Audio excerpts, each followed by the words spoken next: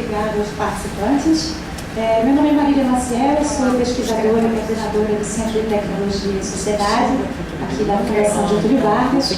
O Centro de Tecnologia e Sociedade é um dos centros de pesquisa que nós temos aqui na Escola de Direito, juntamente com o Centro de Direito e Economia, o Centro de Justiça e Sociedade e o Centro de Direito Ambiental.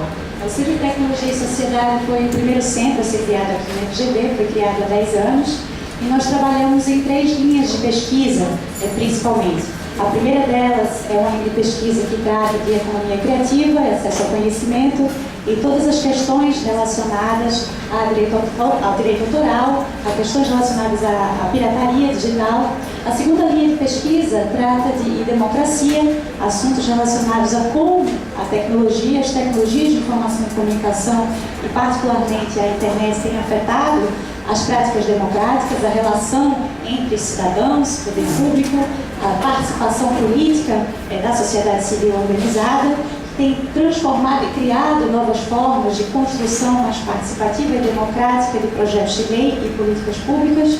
O Centro de Tecnologia e Sociedade esteve ativamente envolvido no processo de discussão e elaboração do Marco Civil da Internet, que é uma das principais leis hoje que regula direitos e obrigações dos usuários da internet no Brasil. E temos uma terceira linha de pesquisa, que é uma linha sobre governança da internet e direitos humanos. Essa linha de pesquisa trata não só de questões relacionadas à regulação internacional da internet, mas também a temas regulatórios no Brasil. E para nós é muito claro que a questão dos direitos humanos perpassa todas as camadas que formam a internet, né? A gente sempre pensa na internet como algo homogêneo, mas a gente pode dividir a internet em algumas camadas. E uma das coisas que a gente tenta pensar aqui no centro é como a regulação e a governança, os arranjos de governança que se estabelecem ao redor dessas diferentes camadas podem ser implementadores ou podem ser facilitadores da implementação de direitos humanos, da observância de direitos humanos. Quando a gente pensa, por exemplo, numa camada de infraestrutura, é extremamente importante que essa infraestrutura seja neutra, seja livre de aparatos de vigilância, por exemplo, que a gente veio a saber depois do caso Snow que existe. Se a gente pensa numa camada de infraestrutura lógica, de nomes de domínio na internet, é extremamente importante que a discussão sobre nomes de domínio leve em conta alguns temas relacionados a direitos humanos, como a liberdade de expressão, por exemplo, como questões relacionadas à privacidade. Porque eu registro o nome de domínio e forneço meus dados, a empresa que me fornece o nome de domínio, é importante saber quem vai ter acesso a esses dados, por exemplo. Quando a gente pensa na camada mais próxima de nós, que é a camada de conteúdos, a camada de plataformas, a camada dos serviços que a gente contrata, fica ainda mais clara a relação que se estabelece entre essa camada e a discussão sobre direitos humanos. A liberdade de expressão que a gente tem para postar coisas na internet, de acessar a informação livremente, a preocupação que a gente tem com os nossos dados e quem vai ter acesso a esses dados, a preocupação que a gente deve ter com temas relacionados ao devido processo legal, quando a gente tem um problema na internet, quem a gente vai reclamar. E a gente percebe que cada vez mais a nossa vida, a nossa interação, o nosso contato com a internet ele se dá dentro de alguns espaços fechados, de algumas plataformas. Plataformas como redes sociais, como o nosso serviço de e-mail, como plataformas de comércio eletrônico que a gente se utiliza para comprar bens e serviços. Então, muito do tempo de navegação que a gente passa conectado acontece dentro dessas plataformas. E aí é interessante a gente pensar o que governa a nossa vida quando a gente está dentro dessas plataformas. E o que governa a nossa vida são os termos de uso, são aqueles contratos que a gente acorda quando a gente acessa uma plataforma como essa para que a gente possa aceder a bens e serviços que a plataforma oferece. E claro que muitas dessas plataformas podem ser, sim, facilitadoras e implementadoras de direitos humanos. Claro que existe um reforço à liberdade de expressão a partir do momento que eu posso expor minha informação, postar minhas fotos, postar meu pensamento, mas por outro lado, o funcionamento dessas plataformas e muitos dos dispositivos que se encontram abrangidos nesses termos de uso também podem ser limitadores do exercício de direitos humanos, como a liberdade de expressão, como a privacidade. Então a gente tem um duplo viés nesses termos de uso, a gente tem um duplo viés viés como a gente se utiliza dessas plataformas. Então, esses são temas que a gente entende que são importantes e que a gente gostaria de discutir na tarde de hoje. O seminário foi estruturado em 3 mesas principais. A primeira mesa, a gente tenta explorar alguns temas que a gente acha que são importantes, como a dificuldade que a gente tem muitas vezes para entender os termos de uso, e essa dificuldade de entendimento cria um ambiente de complexidade para que a gente possa atuar de forma consciente nesse ambiente, nessas plataformas. E o primeiro painel visa explorar algumas das iniciativas, propostas, dificuldades que a gente tem encontrado para tentar se desvencilhar dessa complexidade que a gente encontra nos termos de uso. O segundo painel, ele se encontra relacionado ao problema que a gente encontra de diferença de poder de atores no ambiente digital. Então, muitas vezes a gente tem a plataforma, que é a detetora de todas as informações, que elabora os termos de uso, e a gente tem o outro lado do indivíduo, do consumidor, que é a parte hipossuficiente. E como é que a gente pode fazer para trazer um balanço, trazer um equilíbrio a essa relação? Esse vai ser o tema principal do segundo painel. E a gente vai ter um terceiro painel, que seria uma reconceptualização de direitos, uma tentativa de trazer mais equilíbrio a essa relação. E esse terceiro painel vai falar de algumas iniciativas, tanto da sociedade civil, como também por parte das empresas, de tentar trazer um pouco mais de equilíbrio, trazer um pouco mais de isonomia a essa relação, iniciativas positivas. Então, esses são os 3 painéis de hoje.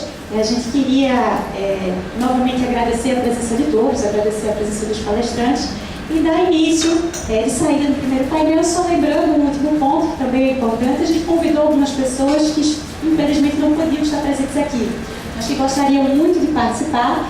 Dessa forma, elas nos enviaram vídeos, elas gravaram vídeos, são vídeos curtos, mas que trazem algumas questões, algumas propostas para o debate, ou tentam explorar um pouco mais alguns pontos específicos que vão ser tratados aqui hoje. Então, durante os painéis, em alguns momentos, a gente vai exibir vídeos curtos. Acredito que são pessoas também que infelizmente não puderam estar aqui, mas que têm muito a acrescentar ao debate que a gente vai estar tendo. Então, eu queria dar início imediatamente ao primeiro painel. O primeiro painel, eu vou estar moderando esse debate, mas que vai ser composto também por Nicolo Zingares. O Nicolo é Fellow aqui no Centro de Tecnologia e Sociedade da Fundação Getúlio Vargas e da Universidade de Tilburg. Vai ser composto também por Jamila Venturini e Luísa Lousada, que participaram da pesquisa que a gente está elaborando sobre termos de uso. A gente analisou vários termos de uso de diversas plataformas de amplo uso. Jamila e Luísa vão estar falando junto com o Nicolo a respeito dos resultados preliminares dessa pesquisa. A gente também vai contar com a presença da Priya Kuma, do Breaking Digital Rights, e também de Par Laneiro, que vai se juntar a nós daqui a pouco, de Common Terms e Media Slide. Queria agradecer a todos pela presença, e de início a gente gostaria de mostrar um vídeo, só contextualizando um pouco a razão da gente mostrar. Só contextualizando um pouco a razão da gente mostrar esse vídeo. Quando a gente resolveu desenvolver esse projeto de análise de termos de uso de várias plataformas, a gente buscou inicialmente os principais instrumentos e documentos internacionais que podiam nos ajudar nessa análise.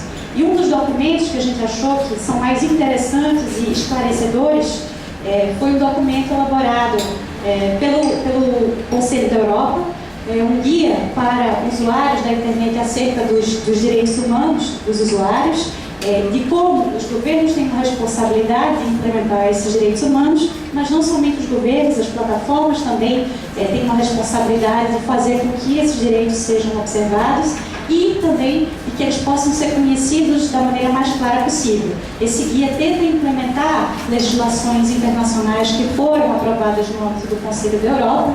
O Conselho da Europa é uma organização internacional que conta com a participação de 47 Estados europeus, trata principalmente de 2 temas, as questões relacionadas à democracia, Estado democrático de direito e os direitos humanos. E o Conselho da Europa foi parceiro no sentido de discutir junto conosco a respeito do guia, debater como a gente poderia utilizar esse guia. O guia foi um dos documentos principais que a gente utilizou para fazer a avaliação dos termos de uso. Nós convidamos o Conselho da Europa, infelizmente eles não puderam estar presentes aqui hoje porque tinham outros compromissos, mas eles mandaram um vídeo e a gente gostaria de exibir esse vídeo. Quem está falando nesse vídeo é Ian Weissen, e é diretor do Estado de Direito, Conselho da Europa, no tema de sociedade da informação e ações de combate ao crime. Então gostaríamos, para começar, a exibir esse vídeo, que é a mensagem do Conselho da Europa para esse evento. Let me first like to apologize for not being with you in person. Unfortunately, other commitments have prevented me from joining this conference. However, I'm delighted to be given the opportunity to record this message. As the European Court of Human Rights has recently stated, the Internet has now become one of the principal means by which individuals can exercise their right of freedom of expression and information, providing, as it does, the essential tools for participation in activities and discussions concerning political issues and issues of general interest.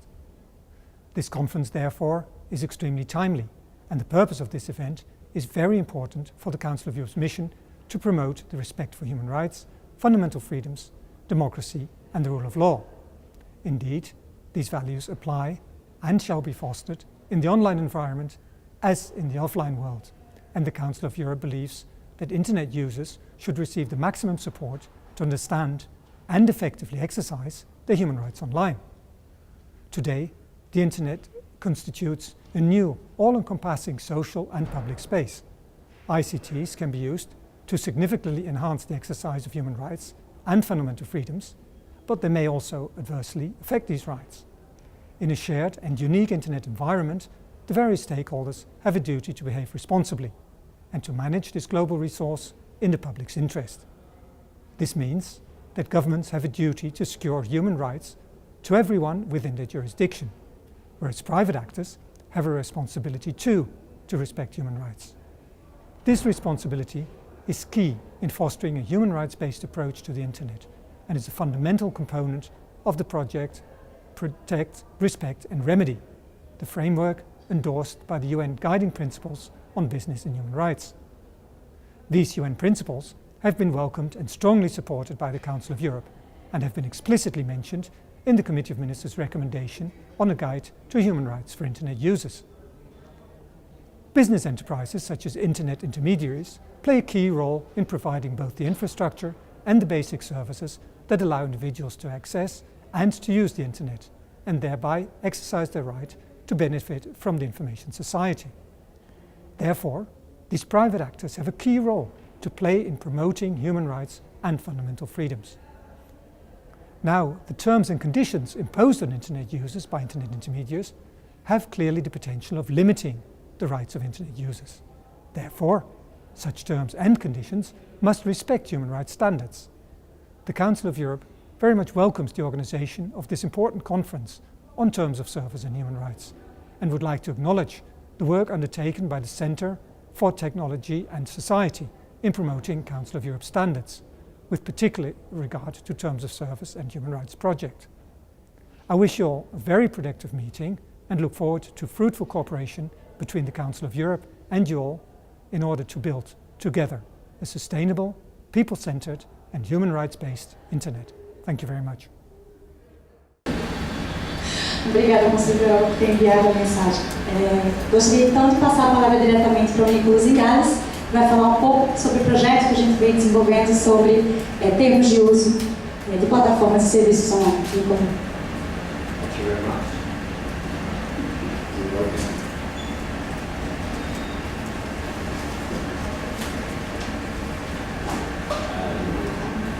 Disculpen todos, entendo português, se tem alguma questão, mas não quero falar ainda também.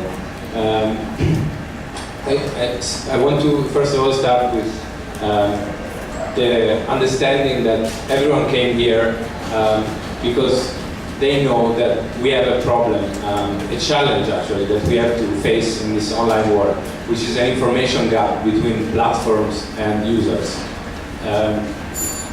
You know very well that many don't even read terms of service, let alone understand terms of service, because of the length, complexity and technicality of the policies that the platforms put in there.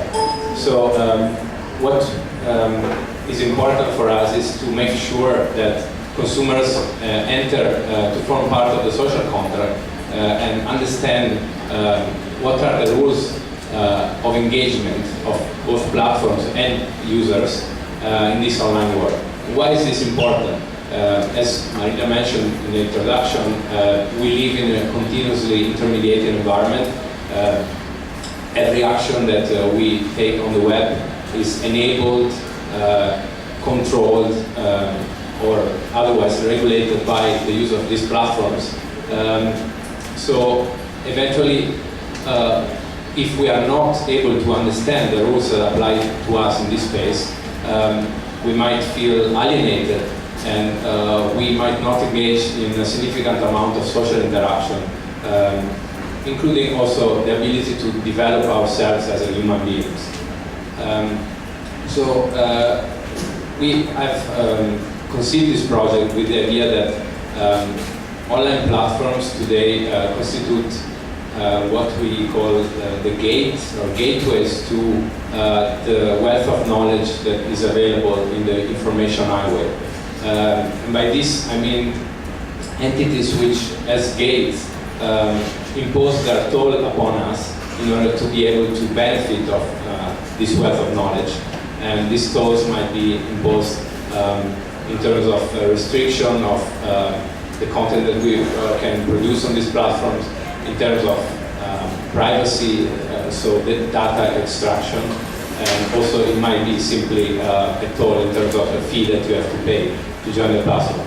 So all this is fine in the sense that companies have made an investment, and it's fair that they can, to some extent, decide what the rules of engagement are. But we need to make sure that these rules are not unfair or discriminatory to us. And that's why, in order to oversee that, we need to understand what those rules are in the first place, so that we can make informed choices when we decide which platform we want to join in order to undertake our online activities. And if you have transparency to consumers, essentially you unleash a dimension of competition on the side of digital platforms, which is adopting human rights responsible terms of service. So if users know that some platforms will protect their privacy in a better way than others, they might think twice before choosing the alternative. So what we hope to do is precisely this, to generate transparency and competition by digital platforms on human rights respect in terms of service. This is the gap that we're trying to fill, and we are trying to do that with a transparent methodology that will be publicized on the website that we are currently creating. And in this website, consumers will be able to verify the extent to which each platform is fulfilling their responsibility to respect human rights. So in this regard, we will focus on three main factors, three essential elements of the rule of law in the digital environment. The first is, perhaps the most fundamental, is freedom of expression. The second one is privacy. And the third one is due process, in the sense of having the user being heard and participating in the choices that are being made in the platform. So each of these categories is then subdivided into subsections which cover different aspects of each of these values. So for example, with regard to privacy, we have a section on data collection, one on data retention, one on data aggregation, one on data use, then we have another one on protection of data vis-a-vis third parties, and finally we have a special category for children protection, so protection of data of children. Then we have a second category for freedom of expression, which has two subsections. In the first subsection we have a degree of monitoring or control by the platform, and in the second subsection we have the responses by the platform with regard to government takedown, request for takedown, or blocking. Finally, we have on due process two main concerns. One is the amendment and termination of contracts, so the extent to which companies are able to change their terms of service unilaterally. And then a second subsection, which is basically the right to be heard in the adjudication procedure. E muitas vezes essa tecnologia, eles, além de poderem compartilhar com terceiros, que é uma coisa que a gente analisou também, se eles compartilhavam esses dados com outras plataformas e outras companhias, mas eles às vezes permitem que terceiros façam coleta de dados por si só, então eles permitem que terceiros coletem dados no site deles, então eles se referem a parceiros que podem estar coletando dados, que você estaria concordando com isso, mas a gente não sabe quais são esses parceiros também. Uma das formas de coleta através de terceiros é através de serviços de análise que são prestados por algumas empresas. Então, algumas empresas oferecem esse serviço para a plataforma. Então, a plataforma seria um cliente deles, no sentido de poder usar a análise de dados. Então, eles deixam que essa plataforma colete dados no site, para que essa plataforma forneça para o site uma análise do comportamento do usuário, para poder entender melhor o que está acontecendo no site. Um outro dado em relação a essa política de coleta é que eles muitas vezes fazem referências justificativas, como questões de segurança, para melhorar o serviço, para proteger você online, a gente vai estar coletando seus dados. Então são previsões bastante genéricas e a gente se questiona se seriam realmente justificáveis, né? Quando a gente pode justificar a coleta de dados quando é de forma tão genérica, eles estão prevendo que vai ser para a sua segurança ou para melhorar o serviço. Então, isso foi uma dúvida também. Uma situação que a gente encontrou em vários dos termos que a gente analisou foi a apresentação de uma licença para o uso dos conteúdos do usuário, né? A gente entende que essas licenças são necessárias para o funcionamento da plataforma, na maioria dos casos, mas a gente observa que muitas vezes elas aparecem com uma linguagem genérica e que, em alguns casos, podem fazer com que o usuário perca o controle sobre o uso dos seus dados, né? Por exemplo, uma situação que a gente encontra nesse exemplo, por exemplo, é o consentimento de uma licença perpétua. Então você não sabe como esses dados vão ser armazenados ou por quanto tempo ou como eles vão ser tratados após a exclusão da conta, né? Muitas vezes as plataformas explicitam que essa licença perdura após a exclusão da conta e você cria uma certa insegurança para o usuário sobre o que efetivamente pode ser feito com esses dados depois disso. A preocupação que a gente tem nesse caso por mais que, como eu disse, a gente entende que essas licenças são necessárias para o funcionamento da plataforma muitas vezes, a preocupação que a gente tem é que em várias situações a gente encontra a definição de conteúdo muito genérica. Então, o que acontece é que você não sabe a que se aplica essa licença, né? Você não sabe se ela se aplica só aos conteúdos públicos que você posta, ou se ela se aplica também às suas comunicações privadas, ou se ela se aplica também aos registros de acesso, outras informações de registro que a plataforma pode estar coletando, causando uma certa insegurança, né? Bom, no terceiro aspecto, né, além de privacidade, que a gente já falou, tem o devido processo legal, que foi analisado. A gente tentou transpor esse princípio para a esfera privada, então a gente considerou, através dos documentos do Conselho da Europa, o guia e os documentos explicativos, existe um memorando explicativo do guia que contém mais informações detalhadas. Então a gente está entendendo como devido processo legal, que eles prestem informações acessíveis, previsíveis, com equidade, sobre todas as medidas que vão ser tomadas no caso de você se sentir violado em relação a algum direito. Então, essa é uma parte do memorando explicativo que ele fala sobre essas previsões.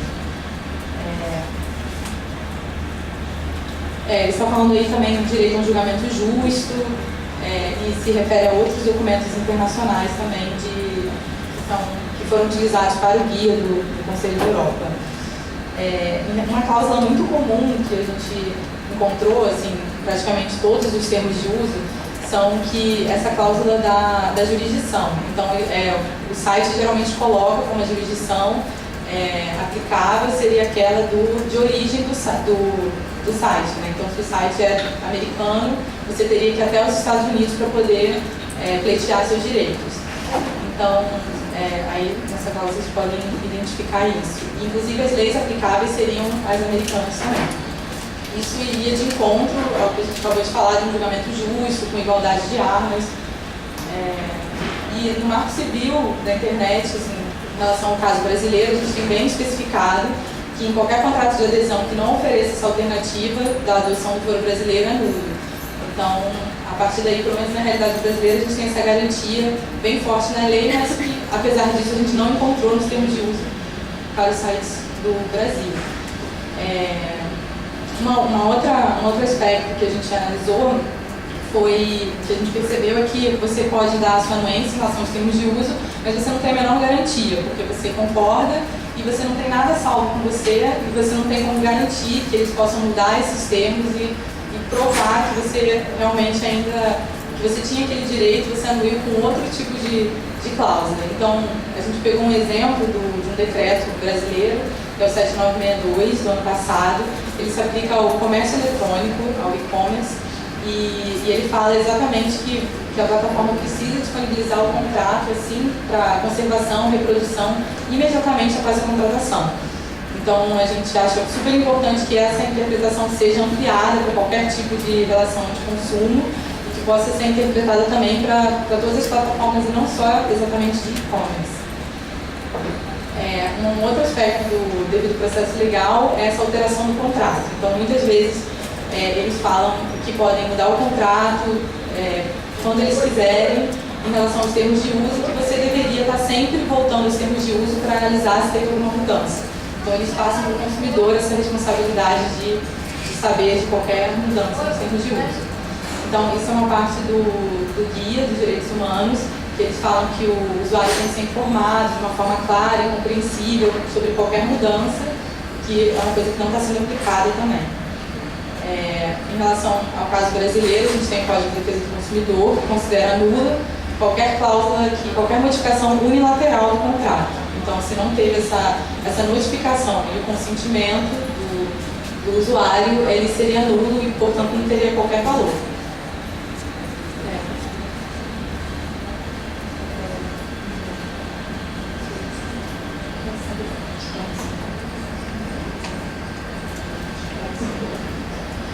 Então isso está explicando exatamente que, no caso brasileiro, além dessa notificação que está sendo exigida no documento do Conselho da Europa, que a gente usou, o Guia de Direitos Humanos, a gente precisaria de consentimento expresso. Então, lá no finalzinho tem consentimento expresso sobre coleta, uso, armazenamento e tratamento de dados pessoais.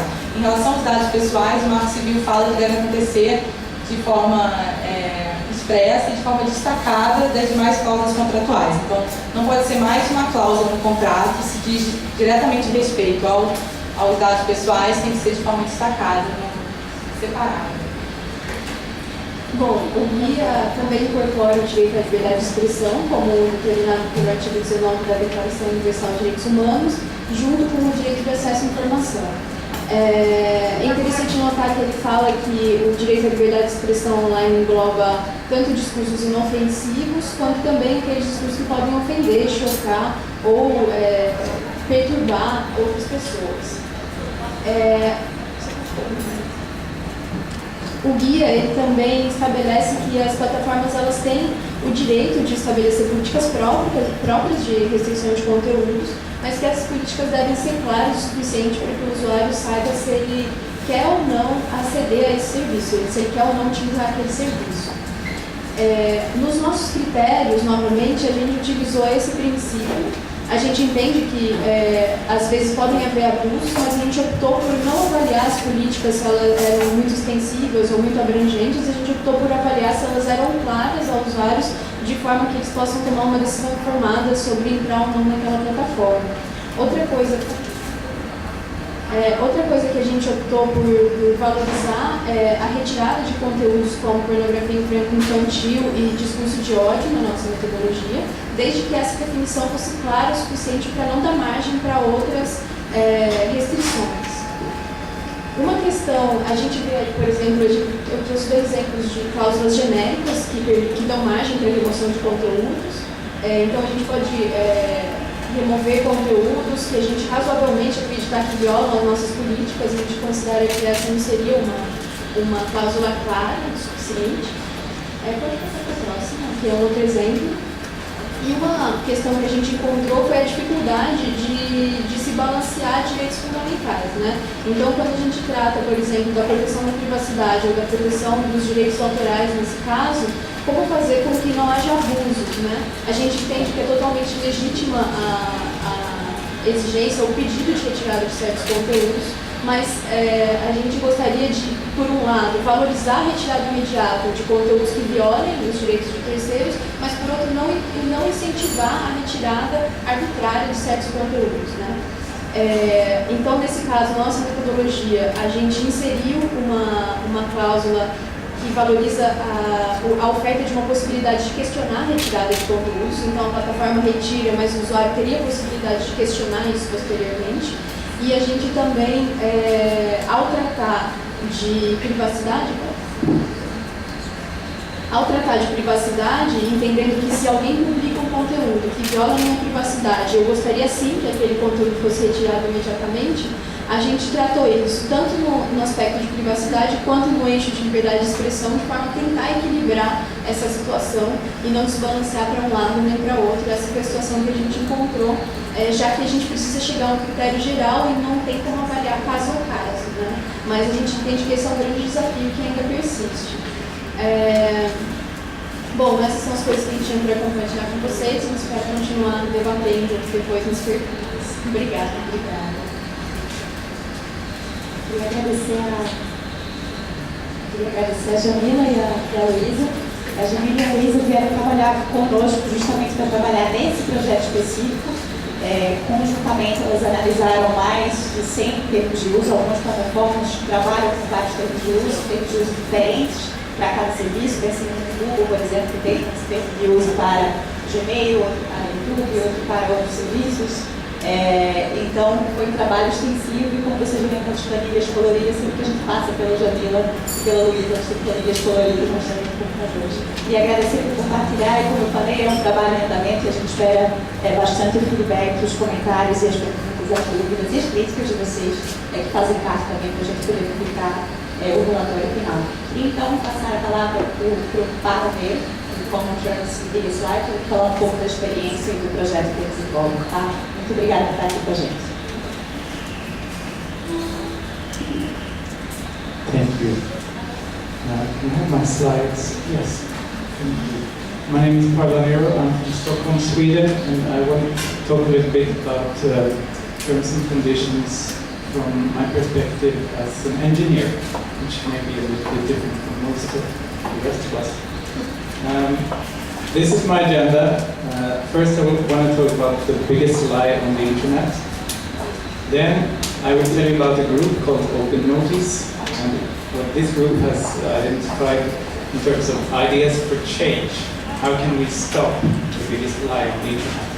And lastly, I want to give a very, very brief introduction to my own project, Common Terms. So, the image here is to illustrate the legend. The legend says that from outer space, there are 2 things on Earth that man has created that you can see. How many of you heard that legend? 1 or 2 or 3. The legend has it that the Great Wall of China can be seen from outer space. I don't know if this is true, but the legend has been amended in this era of the internet. And now it says there are 2 things: the Great Wall of China and the terms of service.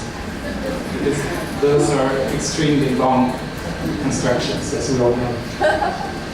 And because they are so long and they are boring and they're complex and you cannot negotiate the terms, and you get these terms presented when you're just exploring this new service. You may not have decided if you want to use it. So why should you spend 2 hours reading this?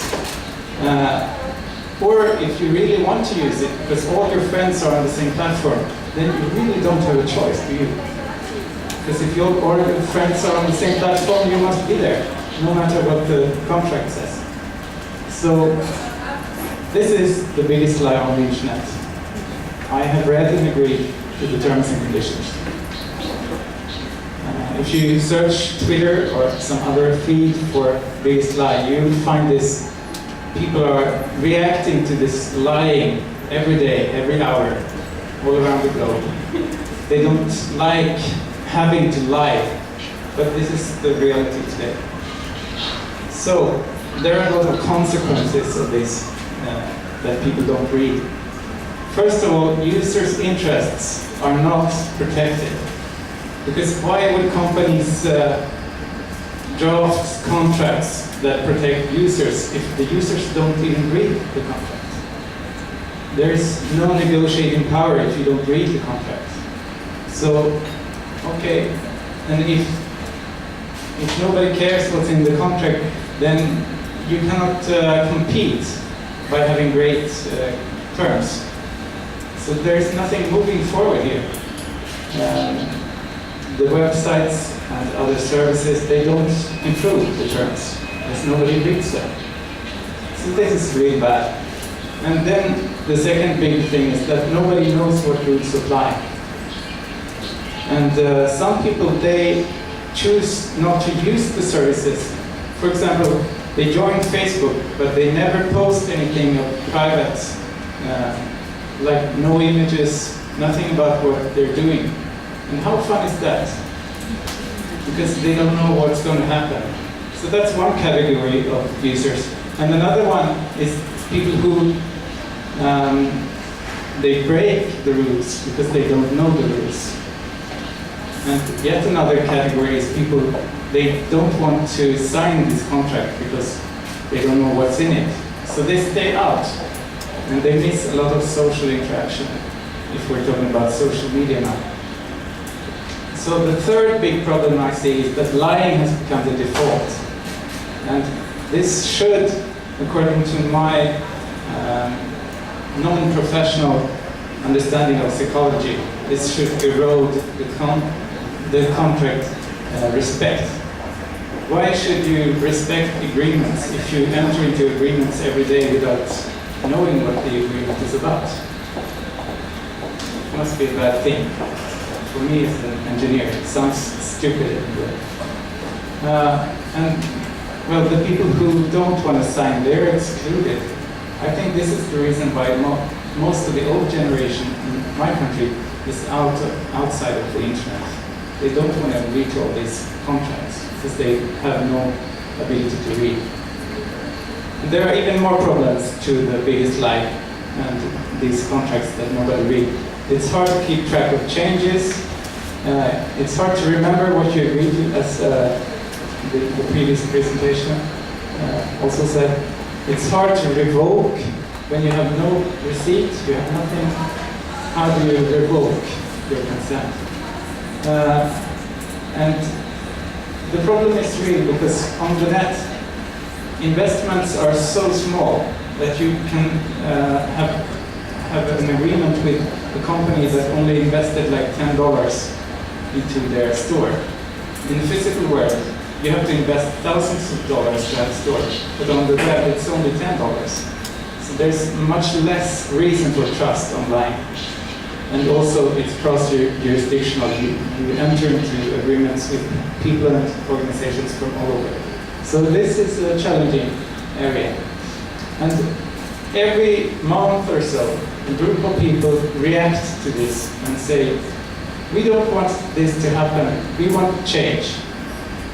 And some people have used this concept of the biggest lie. We want to stop the biggest lie. We must make change somehow. And 2 years ago, me and a few more people started a group called Open Notice, where we wanted to meet other groups who are also interested in this area and who also want to fight the biggest lie. And this group has a mailing list. We have had a number of physical meetups. We've been part of hackathons, legal hackathons, and done a few campaigns. And Open Notice is mostly small organizations and even individuals right now. We would like to have the big players as well, the big companies and states. And I think the meeting today may be a step towards having some more established organizations join this movement. And until now, there have been mostly European and American members. And I'm very happy to be here in Latin America to guide them. These groups that meet in Open Notice have a number of ideas. How can we make change happen? And I'd like to group these ideas into 3 categories. The first is to standardize terms. Because if you have standard terms, then you don't need to read everything every time. And that should make it a bit easier. The second big area of improvement is to standardize and innovate how you present the terms. Because then reading can be easier and quicker. And the third category is you delegate the reading and evaluation of the terms to somebody else. So you don't have to do all of this yourself. And I will look into each one of these before I end my presentation and give a number of examples. First, standardized terms. This can be done at different granularities. Either you can try to standardize clauses. That has been done by Creative Commons, for example. They have the Creative Commons attribution share alike. That's one clause. Okay. You can standardize on issues. That is, for example, identify that one important issue is what is the minimum age to join. And you don't give an answer, because that could be presented separately. Or you can make a module and put together all the issues and clauses that relate to membership or some other aspect and standardize on that module. Or you can standardize entire contracts. And for example, in the open source software, there are lots of complete contracts that are standardized. For example, the GPL license, BSD license, Mozilla license, Apache license. Or you can do another section of this problem. You can standardize principles. And that is what I've been hearing from Nicolo and others from the IGF work, which is very interesting. And it's also what's being done by the trust marks to some extent, because they're standardizing principles. And if you can say, yes, I adhere to these principles, then you can put a trust mark on your service. So one example, there are lots of examples that try to standardize clauses, and most of them have been very much inspired by Creative Commons. And one example is the privacy icons, but there are like 20 different privacy icons projects. And if you combine all of those icons, you get 1,000 icons, and that's not very useful. But anyway, it should be possible to have a database of standardized clauses if you make it really good and searchable and referenceable and so on. So that's one way to go. If you standardize entire agreements, there are a number of projects that want to do this. For example, Docracy, but there are like 5 more that I have seen that open source their entire agreements. One came up just a few days ago, and they have open sourced template documents that can be programmatically read by computers. That would be interesting to see what they use. Okay, and again, this with principles. You can standardize principles, and as I said already, Trustee and other trust mark providers, they are standardizing on principles, and the Dynamic Coalition on Platform Responsibility also has a suggestion for principles that can be a baseline for your contracting, which would reduce the number of clauses that you need to read, because you already know that this is a baseline. Okay, next category of standardization is the presentation layer. And that may not be familiar for lawyers, I don't know. Some of you might have tried it, but usually we have designers in this area. For example, you can standardize icons, you can standardize layout. There's something called the visceral notice. How many of you know what is visceral notice? I will have a slide about that, just a few minutes. Gamification, there have been examples of gamification to present terms of service. And plain language is not to be underestimated. First, start with standardizing layout. The leftmost layout of terms of service is from my project, Common Terms. I will talk a little bit later about that. The rightmost one is from US. They have a privacy policy that has been modeled after the nutrition fact labels that are on all the foods in the US. And I think this is a very promising way of presenting. Also, of course, plain language is much needed in a lot of legal context. There's a website called 500 Pixels, and they have a left-hand column with the entire agreement and the right-hand column with very, very brief, easy-to-read summaries. And they got a lot of attention for this, and good. They got some goodwill. But also, I think it can pose legal risk because in court, the judge will read the simple version and always take the position of a consumer. So you're brave if you're doing this, but it's very good for the users. So now to visceral notice, which was proposed by Ryan Calo. Users should feel the terms and conditions. They shouldn't read the contract. They should feel whenever they're approaching a curve where they need to slow down. They should feel the bumps. How do you do this on the web? I don't know, but it's an interesting principle. Okay, and gamification has been tried by Privacy Bill, which was by game company Zynga. I think it was mostly because they wanted attention. But it's nice anyway that you can get a few bonus points if you read or if you play through their terms and conditions. So the last section of what you can do to fight the biggest lie. You delegate the reading and the evaluation to somebody else. And this is a table. Who can you delegate to? Actually, you can delegate it to yourself. Or you can delegate it to your friends or the crowd or trusted experts or even to software. How do I delegate to myself? Well, if for every contract that I accept, I store it somewhere in a database. Then the next time I see a contract, I can ask this database, do I usually accept this clause or do I usually reject it? So you don't have to make the choice again. Because you will remember, if there's the standard way of looking up in the database, you know what is my usual response. And also you can use this database to reduce the amount of information on the screen.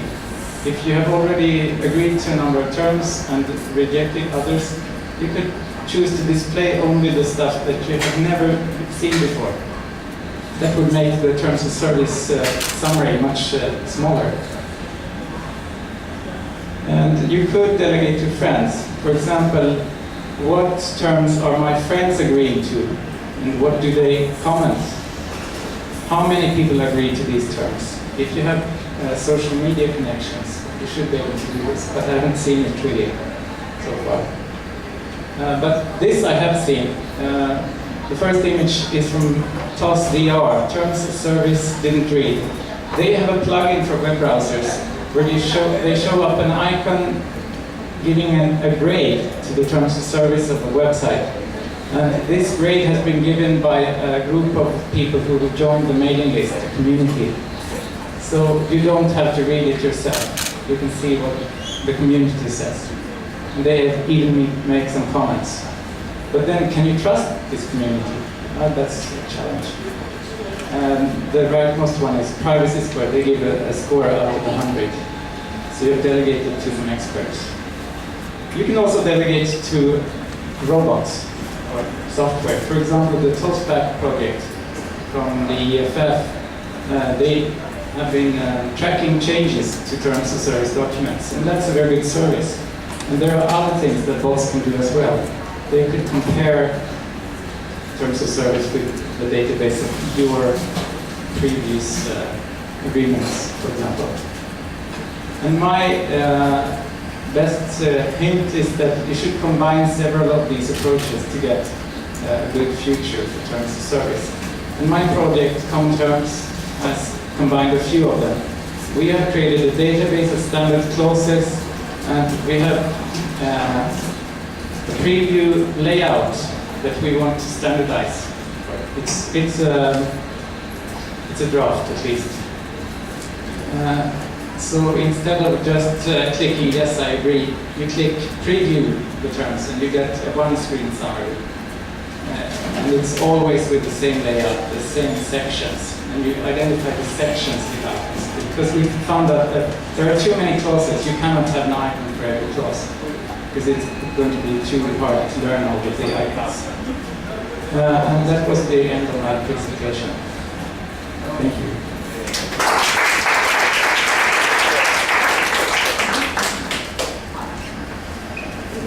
Por uma apresentação extremamente interessante, que eu acho que traz uma outra perspectiva de como a gente pode enfrentar e talvez tentar solucionar alguns dos problemas que a gente vem discutindo aqui, talvez de maneira mais criativa, né? Como a gente consegue agregar um outro olhar não legal também para o tema que a gente está discutindo, que é um tema muito legal, mas acho que engenheiros e outras profissões, outras pessoas com outras expertises refrescam o olhar que a gente tem sobre os nossos temas de trabalho. E então passar a palavra para a Priya Puma, do Ranking Digital Rights.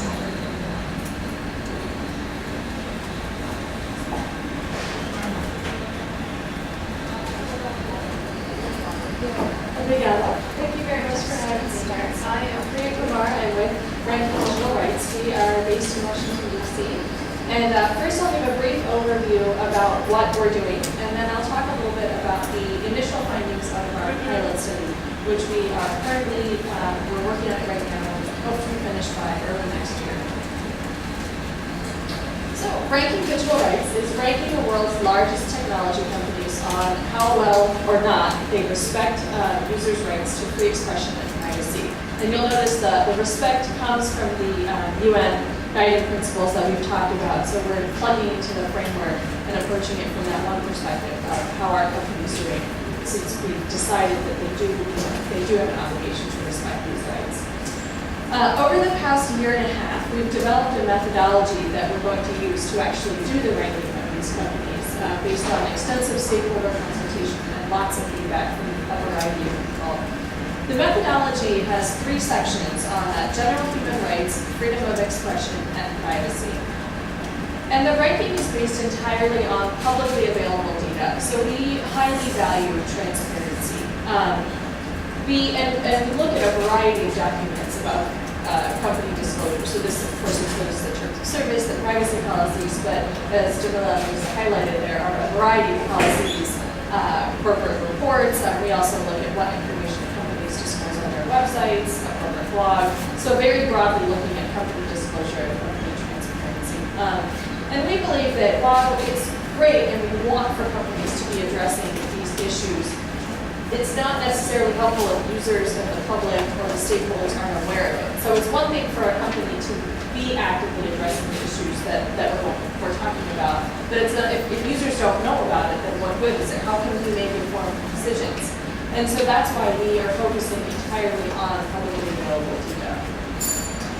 And currently, we're testing the methodology out on a pilot study of 12 global internet and telecommunications companies. We're focusing on publicly listed, publicly traded companies. And I will now talk a little bit about the findings of our pilot and how they relate to the issues that we talked about today. So we have several indicators that ask specifically about the terms of service or privacy policies that companies have. So availability means, are the terms or the policies available to a user without having to log in to make a purchase or to sign into the platform? Essentially, can you go to the website and see the terms? Has the company made every effort or the best effort to provide those terms in the languages of its users? And are they legalese free? Are they easy to understand? Kind of highlighting a lot of what Cara was talking about just now. And so when it comes to terms of service, we're pleased that all 12 companies received a score for this question. So by that I mean, right now our scores go from mostly weak, partial, and strong. And then there's also an option for none or no evidence if there was in fact no evidence that the researchers could find. And so by that, we mean that all 12 companies got some kind of score. They may not be doing all of those things, but they're doing something to make their terms of service available. When it comes to privacy policies, 11 of the companies received some kind of score. So it looks like companies are generally trying to do something when it comes to that first indicator. The second one regards notice of changes. So essentially, when the privacy policy or the terms of service change, do the companies communicate those changes to their users? And we ask, do they provide any details on this at all? Do they talk about the format they use for conveying the change, whether it's an email or a notification from the platform? And how much time do they give to users? How much time do users have to look at and consider the changes before the changes actually go into effect? And so on this question, 5 companies received a score when it came to the terms of service, and 4 companies received a score when it came to the privacy policy. So a lot lower performance than the previous question. And a theme that we've noticed throughout the results and holds true for this one too is that internet companies tend to fare better than telecommunications companies. So internet companies provide more information. And then the third aspect is, do they provide an archive of the changes to the terms? And this is also something that has come up in the earlier conversation. So A, is there an archive at all? Is it comprehensive, or does it only include the previous version? Does it have a red line so that users can go in and see specifically where, what changed in the policy, not just here's the one from last year and here's the one from this year. And so on this one, 6 companies received a score for terms of service, and 5 companies received a score for privacy policies. So around half. And again, internet companies did a little bit better there. So the takeaway here is that companies seem to be providing the terms, which is a good first step, but I think there is a lot more, there's room for improvement. So now I'll talk a little bit about the policies that we've looked at, both with freedom of expression and with privacy. And so in these questions, we've asked, essentially, does the company explain what it does in X, Y, or Z situation, either in a terms of service or another prominent venue? And so the first one, account deactivation, essentially asks, does the company explain to users when it will or would deactivate, remove, or delete a user's account? And on this one, 11 companies received a score. So, it looks like they are paying attention to this. And this information tends to be found in a terms of service document, which is why it's orange on there. And then we also had 2 questions related to how does the company explain what it does when it receives a request, either from a government entity or a private entity, to restrict access to content, whether it's filtering, blocking, taking it down. And 5 companies received a score in terms of their response to government requests, and 4 companies received a score in terms of their response to private requests. And this was generally not found in the terms of service. It was if the companies are doing any kind of transparency reporting, or whatever they want to call that document. That's generally where we have found it. And another trend that we've noticed, not as much here, but you'll see more in the privacy section, is that there is a distinction. Companies are generally providing more information on their response to government requests and little or no information on their response to private requests, which is really important. And I'll talk more about that in the privacy section. The final line on there references, essentially, does the company tell users when a piece of content has been taken down, filtered, removed? And 5 companies received a score on this one, so less than half. And again, this information was generally not in the terms of service. It was in, of course, So that's the policies related to freedom of expression. Now I'll talk a little bit about policies related to privacy and how often those appear in privacy policies compared to elsewhere. So as you might guess, the orange means that those first two actually do tend to be seen in privacy policies. We have several questions about personal information. Does the company explain what information it collects, how long it retains that information, and what jurisdictions is that information known to be housed? And on this, 11 companies did describe what data they collect, so good. 7 companies talked about how long they retain it, and only 5 mentioned anything about the jurisdiction where it can reside. And in general, this information was found in the privacy policy. On the second note, third-party access to data, we have a variety of indicators that look at different aspects of this. Looking at requirements for third parties, what requirements do they hold those third parties to when it comes to user data? Do the users can they see a list of the third parties that might be accessing their data? How clearly are they explaining when third parties can access data, even if it's not actively shared with those third parties? And then finally, to what extent does the company itself use or collect data from third parties? And performance on this these questions ranged from about 4 to 8 companies. And in general, especially explaining what third parties have access to data and what they use from third parties, those questions typically did come from a privacy policy. And then finally, similar to what we did with the freedom of expression section, we asked companies a variety of questions on what do they do when they receive a request from an organization or from an entity for user data. So this not only included, do they communicate their practices around this area, but do they notify their users about any information sharing that they do with governments? And do they notify users when either a government organization or a private organization has requested their data? And here's where we see a pretty clear divide between government requests and private requests. So 8 companies did explain to their users to some degree when they would share information with the government. 4 companies explained their process for responding to a government request. And then 4 companies, to some extent, notified users, so there was some information about their user notification for government requests. However, when it came to explaining what they do when they receive a request from a private entity and whether they notify users, 0 companies received a score. We didn't find evidence for anything on that front, which represents, I think, a significant gap. So I'll just mention and reiterate again some of the initial trends that we've seen. Internet companies in our pilot have tended to be more transparent, to disclose more information than telecommunications companies. And again, there is this divide between how does a company react to government requests compared to private requests. And so the results, as I mentioned earlier, the pilot is still ongoing. Right now we are collecting feedback from the companies themselves. We've shared with them what we found and we're talking with them. And then we are going to synthesize everything and put out a document kind of summarizing all of the findings in early next year.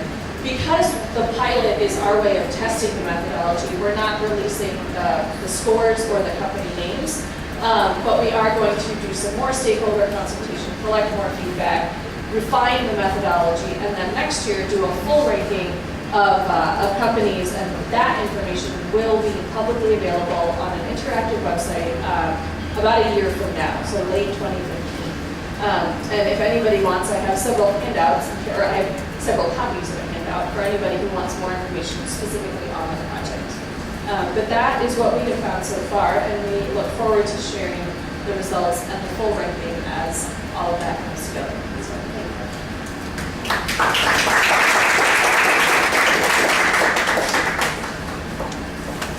Muito obrigada, Maria.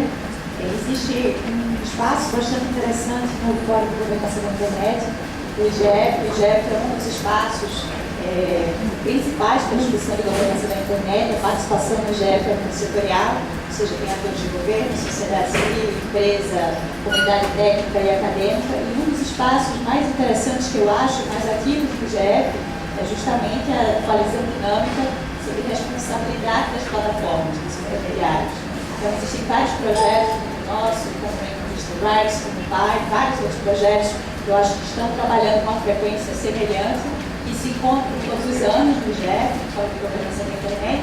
Todo o material produzido no GEF, a transcrição de todas as sessões do GEF se encontram disponíveis na internet.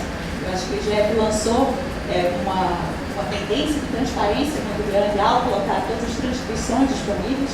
Então, tem não somente o resumo das sessões, mas também a transcrição verbal de tudo que foi dito nas sessões. E acho que uma das mais interessantes para seguir, para quem gosta desse tema, para quem quer entender um pouco mais dos projetos que estão acontecendo, as principais tendências, é essa reunião anual da coalizão dinâmica sobre responsabilidade das plataformas.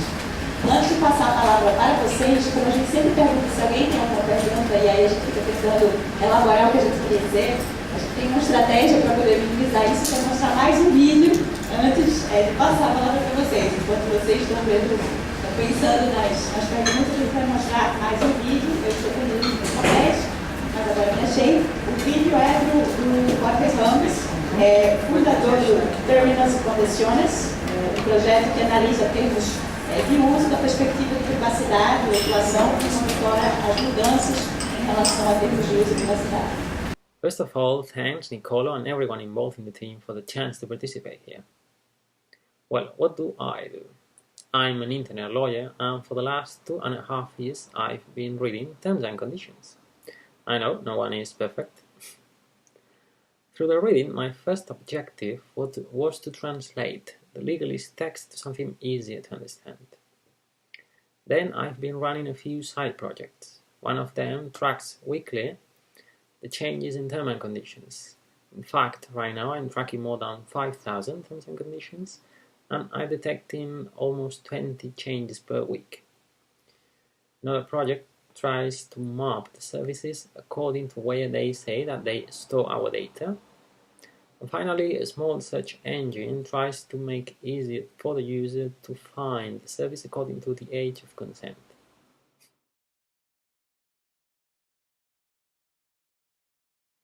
Well, what have been the challenges for the task so far? First of all, the unfairness of the clauses. Second, the lack of transparency. In fact, I can tell you that from the changes that I've been tracking this year, almost 60% of them hasn't been informed in any meaningful way to the user. Finally, the clarity of the language. In fact, let me show you a small example about that. We go to the homepage of Facebook. Here you can see the form that you need to fill up for a new account. And at the beginning of this form, you can see a sentence that says that the platform is free and will always be. And in fact, that has been the case so far. We fill up the form, and before saying that everything is okay, we are going to read the terms and conditions. We go to conditions. By the way, this text is changing starting next year. And we are going to search for Clause 9.14. What do they say here? Well, they say that they can guarantee that the platform is going to be free forever. Ouch, that sounds a little bit different from the homepage, doesn't it? And this is just a tiny example. Imagine that applied on a bigger scale, like for example, human rights. Do you see now why it's important to take care of terms and conditions? Bastante interessante o exemplo prático. Perguntas, dúvidas, comentários?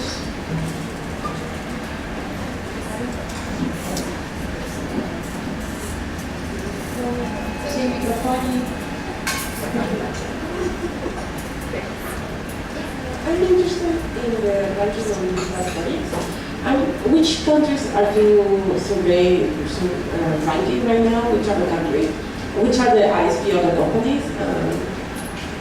The criteria that you choose to take them into?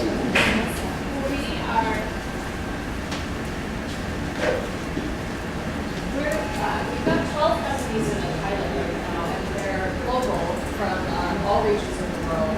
And we looked at a mix of, when we selected the companies. We looked at the mix of internet and telecommunications companies. We looked at having diversity in regions, so we've got all regions of the world covered. And we wanted to look at user base also, so a significant user base, and then make sure that we were getting a diverse group of companies so that we could really test out the methodology. We're not publicly releasing the names of them since it wouldn't necessarily be fair to release the names of the scores since we're testing out the methodology, but we will provide all of that information for the full ranking. So the companies that, obviously the methodology it's already available on our website, so anybody can go and look at it. But the public ranking will have the company names, the scores, and allow everyone to use the data. Pessoal, eu sou Cristina, gostaria de perguntar para a Janine e para a Luísa, uma sugestão, se vocês pensarem em fazer um movimento contrário, de pegar casos e desses casos pensar o que ensejou nos termos de uso, a remoção de conteúdo, esse tipo de prática. Então, eu vou fazer na nossa canal. E aí eu não sei se a pesquisa de vocês responde o que seja a retirada de conteúdo.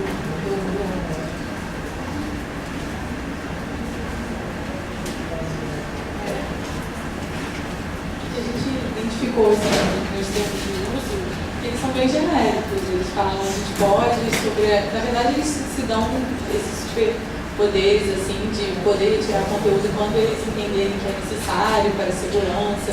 Eles estão analisando só mesmo a redação dos termos de uso. Então eles são bem genéricos, eles falam para segurança ou que possa violar os padrões de comunidade deles. Então a gente não tem muito controle sobre o que está escrito ali. A gente analisou só a parte que eles falam para cá. Uma coisa que a gente, não sei se eu também pergunta, mas uma coisa que a gente tem tido como princípio é se a cláusula é abrangente o suficiente para dar margem para certas interpretações, a gente está avaliando ela positivamente ou negativamente, dependendo da situação. Então, aquelas cláusulas genéricas que eu trouxe, por exemplo, a gente entende que elas dão margem para uma interpretação muito definitiva, e aí a gente vai colocar ela como negativa e não oferecer ao usuário essa clareza no sentido do que ele está concordando ao entrar naquele serviço. Mas nessa primeira fase, como a gente vai nos serviços, a gente está trabalhando só com a leitura mesmo dos termos de uso.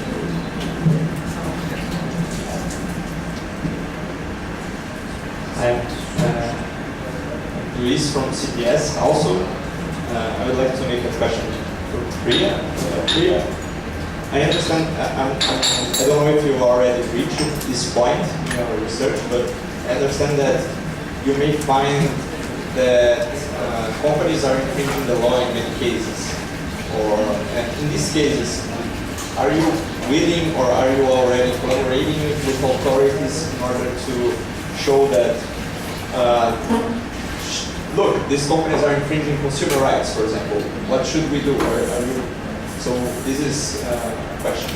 Sure. So and I think this has come up in some of the other conversations also, is that because these platforms are cross-jurisdictional, and companies will often say, well, we have to do certain things because the law says so. And so early on in the methodology development process, Ranking Digital Rights decided that it would be a huge undertaking to look at companies and also look at the legal frameworks of all of the countries where they operate. So right now we are not looking at what the laws are, we're simply looking at what the company is explaining about what it does.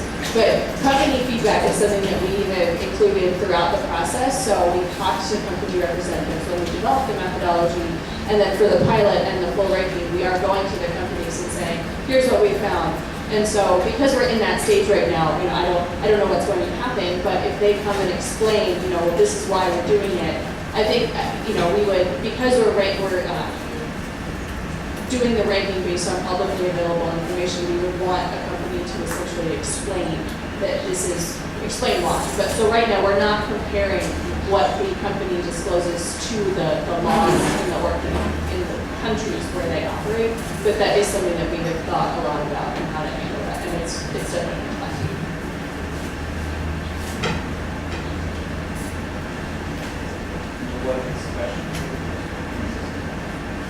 Nobody has questions. I would like to make a question for your project. Does it aims to be international? How do you see it? To evaluate or to create standards that can make it easy for us to understand the terms and conditions, not only in Sweden, or how do you see that? The scope from the start of the project, it started 4 years ago, and we had the widest possible scope from the beginning, international, and no limitation on should it be terms of service or terms of purchase or privacy policy, everything. And we come to a working beta, as we call it. We tried it out for 1 year in a real company, but we think there are still many challenges that must be solved, and maybe it is easier to select a sector and try to make a good solution for the sector. And when we get it to work well in one sector, it will be possible to spread it to other sectors. And the one sector that we have considered for the next step is e-commerce. Because in e-commerce, I think there are good incentives for everybody to have transparency. Because transparency in e-commerce will increase sales.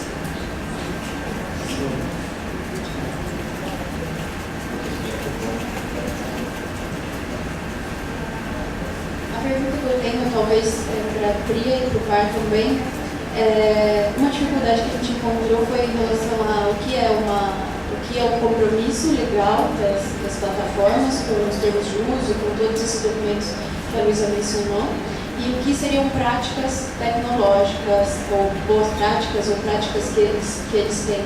Então, como lidar com isso, né? Você falou sobre notificação, por exemplo.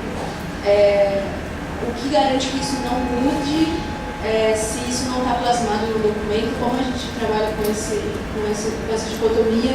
O que deveria ou não deveria estar nos termos de uso dessas práticas? O que garante ao usuário garantia, o que dá aos usuários garantias de que seus direitos vão ser cumpridos efetivamente?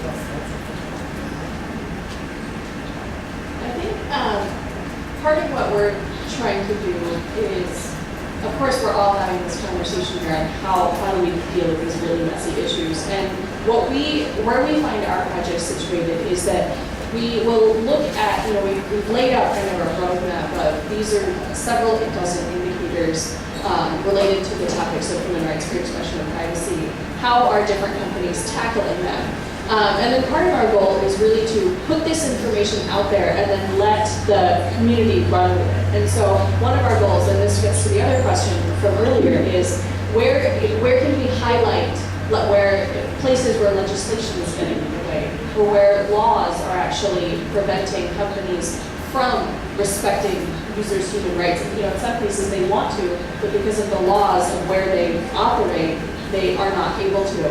And we're hoping that by shining a light on that, or sort of exposing that, we can encourage other civil society organizations, people in those countries, and get people everywhere to realize, well, maybe we should try and do something to change the law.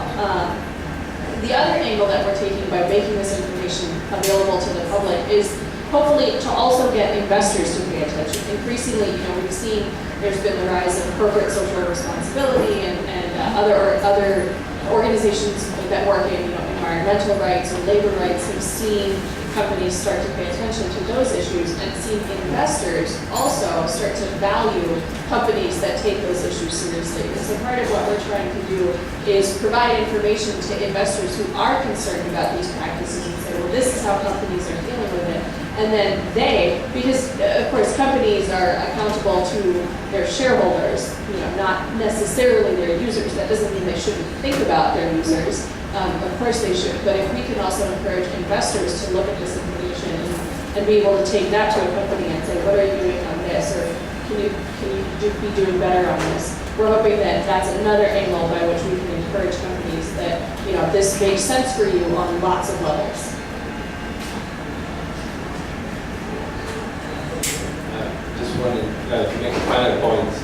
say how our projects are really well connected and complementary to each other.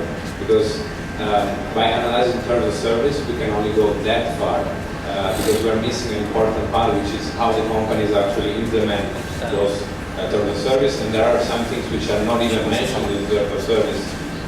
You mentioned the transparency report. That is a very important part of corporate social responsibility of these companies. And what we are doing with regard to the transparency report is simply giving some points if the companies say in the terms of service that they do have a transparency report. But of course we don't know how detailed that report is. So that's why your project fits very well with ours. And I hope both will continue and interact. And then also Parte's project is very important because it creates that user interface that makes it understandable, comprehensible to everyone. And what we are doing is on the back end. So we are trying to provide consumers with a repository where they identify what the best practices are. There might be a few companies that align to those best practices. But if you have it immediately, perhaps as an add-on, as a technical solution, when you go on the website, you're able to have that menu that we show to us, that will make it much easier for consumers to exactly know how much they're approximating the terms of service that we put in our website. So I think both projects are fantastic, and I hope you can continue to cooperate with us as we continue our project. Não tem mais nenhuma pergunta. Gostaria de agradecer e só concordo inteiramente com você. Acho que os projetos se conectam e acho que duas perguntas também que foram feitas aqui mostram como o cenário é complexo. Eu acho que a pergunta da Laura vai muito na aplicação nos casos judiciais que você está criando. Vai uma análise que a gente precisa fazer. A gente começou a fazer, mas não relacionada a termos de uso de modo geral, mas no período eleitoral, em que aqui seja a aplicação de uma lei específica, que é a lei eleitoral do Brasil. No Brasil a gente tem uma lei, a lei eleitoral se aplica especificamente, ela é mais restritiva do que a legislação em outros períodos. Então a gente analisou como isso impacta na liberdade de expressão e na retirada de conteúdo das plataformas, mas acho que sim, são duas análises que a gente precisa fazer. A montante tem a questão da jurisdição e onde essas empresas se localizam. Muitas vezes a gente pressiona por mudanças nos termos de uso que não são possíveis, porque essas empresas também são limitadas pela sua própria jurisdição e muitas vezes os termos genéricos também auxiliam as autoridades dessas jurisdições também a operar de acordo com o poder público. E por outro lado, a jusante, a gente tem um problema nas decisões judiciais e como esses termos de uso que a gente está analisando em abstrato se aplicam na prática. Acho que são dois pontos extremamente importantes. E acho que o segundo ponto muito importante é a cooperação entre setores diferentes. A gente viu aqui, partindo do documento legal de uma organização internacional, do Conselho da Europa, a gente tem tratados internacionais que dão subsídio jurídico para a matéria. Então a gente precisa da participação dos governos nesse debate, porque no final das contas são eles que decidem a legislação que vai servir de framework, muitas vezes, para a gente conseguir trabalhar com direitos humanos. A gente precisa de um olhar legal, a gente precisa de um olhar acadêmico, a gente precisa de um olhar técnico, que é extremamente importante e bastante interessante, traz uma outra perspectiva para o debate que poderia ser somente jurídico e não é. Então, acho que a participação multissetorial também é importantíssima. Isso é mais um caso concreto que mostra como esse diálogo entre diferentes setores é fundamental. Eu gostaria de agradecer a todos, agradecer a vocês pelas perguntas. A gente vai para o coffee break, verdade?